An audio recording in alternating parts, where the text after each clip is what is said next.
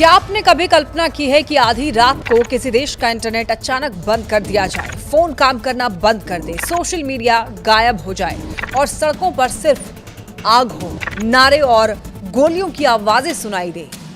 इस वक्त ईरान में ठीक यही हो रहा है। 12 दिनों से लगातार जल रहा ईरान, 100 से ज्यादा शहरों में फैले विरोध प्रदर्शन, 45 लोगों की मौत और ऊपर से अमेरिका के राष्ट्रपति डोनाल्ड ट्रंप की खुली चेतावनी। तो सवाल यह है कि आखिर ईरान अचानक क्यों सुलग उठा? आधी रात को ऐसा क्या हुआ कि सरकार को इंटरनेट और फोन लाइनों पर ताला लगाना पड़ गया? और क्या ये सिर्फ प्रदर्शन है या किसी बड़े भू राजनीतिक टकराव की शुरुआत? देखिए, ईरान में हालात दिन ब दिन बदतर होते जा रहे हैं। तेहरान से लेकर मशाद, ईरान शहर और बंदर अब्बास तक सड़कों पर लोग उतरे हुए हैं। विरोध प्रदर्शन अब ईरान के सभी 31 प्रांतों के 100 से ज्यादा शहरों और कस्बों तक फैल चुके हैं।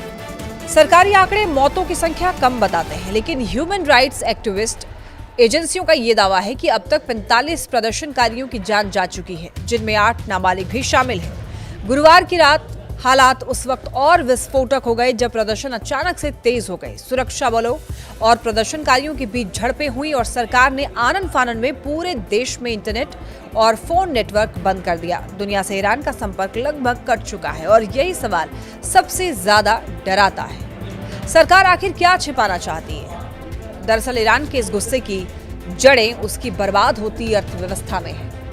आज ईरान की हालत किसी हद तक पाकिस्तान जैसी हो चुकी है।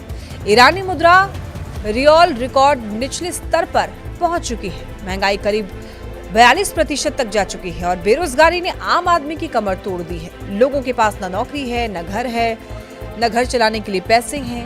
28 दिसंबर 2025 को इस गुस्से का पहला विस्फोट तब हुआ जब तेहरान के बाजारों में दुकानदारों ने हड़ताल शुरू की। लेकिन ये सिर्फ बाजारों तक सीमित नहीं रहा। धीरे धीरे छात्र, बेरोजगार, युवा और आम नागरिक सड़कों पर उतर आए और देखते ही देखते ये आंदोलन देशव्यापी बन गया। सरकार इसे विदेशी साजिश बता रही है, लेकिन सड़कों पर उतरने वाली जनता ये साफ कह रही है कि ये लड़ाई महंगाई, भ्रष्टाचार और दमन के खिलाफ है। इस पूरे आंदोलन को और हवा मिली जब ईरान के निर्वासित क्राउन प्रिंस रेजा पहलवी ने विदेश से प्रदर्शन जारी रखने की अपील की। उनके बयान के बाद गुरुवार को हालत और ज्यादा बिगड़ गए। बड़ी संख्या में लोग अलग अलग इलाकों में सड़क पर उतरे, रैलियां निकाली गईं, कई जगहों पर सड़कों पर कब्जा कर लिया गया। सरकार को भारी संख्या में सुरक्षा बलों को तैनात करना पड़ा। हालात इतने ज्यादा बिगड़ गए कि अधिकारियों ने इंटरनेट और फोन सेवाएं बंद कर दी।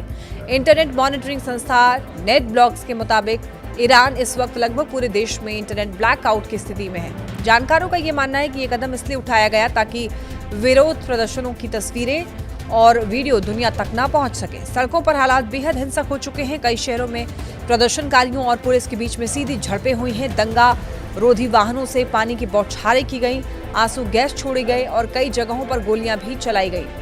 शिराज से सामने आए कुछ वीडियोस में ये देखा गया कि किस तरीके से प्रदर्शनकारियों को तितर बितर करने की कोशिश की जा रही है।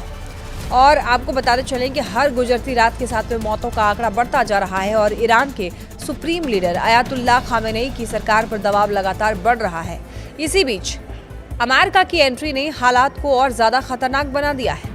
अमेरिकी राष्ट्रपति डोनाल्ड ट्रंप ने ईरान को सख्त चेतावनी देते हुए ये कहा कि अगर शांतिपूर्ण प्रदर्शनकारियों पर हिंसा की गई तो अमेरिका बहुत कड़ी कार्रवाई करेगा। ट्रंप ने यहाँ तक कह दिया कि अमेरिका लॉक एंड लोडेड है, यानी कि हमला करने के लिए पूरी तरह तैयार है। और ये बयान ऐसे वक्त में आया जब अमेरिका और ईरान के रिश्ते पहले से ही मिसाइल और न्यूक्लियर प्रोग्राम को लेकर के बेहद तनावपूर्ण है। ट्रंप की ये धमकी इस डर को और बढ़ा देता है कि कहीं ईरान का आंतरिक संकट एक अंतर्राष्ट्रीय टकराव में न बदल जाए। अब बड़ा सवाल ये है कि ईरान किस दिशा में जा रहा है। 2019 और 2022 में भी ईरान ने बड़े विरोध प्रदर्शन देखे थे, जिनमें भारी संख्या में लोग मारे गए थे। लेकिन इस बार फर्क ये है कि सरकार पहले से ज्यादा कमजोर नजर आ रही है। सेना के भीतर मतभेद हैं, कुछ जवानों के डिफेक्ट करने की खबरें भी सामने आ रही हैं। विपक्षी नेता अंतर्राष्ट्रीय समर्थन मांग रहे हैं, जबकि सरकार इसे अमेरिका और इजराइल की साजिश बताकर खारिज कर रही है। तो ऐसे में सवाल ये उठता है कि क्या ये सिर्फ महंगाई के खिलाफ गुस्सा है या फिर ईरान में सत्ता परिवर्तन की आहट है।